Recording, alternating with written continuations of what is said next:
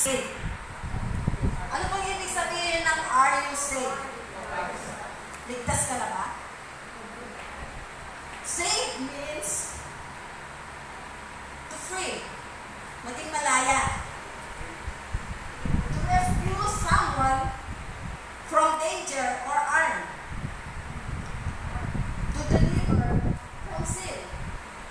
To rescue from wrath of God. To deliver from sin. Alam po ba ninyo, lahat po tayo kailangan ng kaligtasan? Sa mga nangyayari po ngayon sa mundo natin, nararanasan na natin ang mga nakasulat sa Biblia. Napapalapit na ang katapusan ng mundo. Nakikita na po natin ang kaguluhan sa iba't ibang dako ng mundo.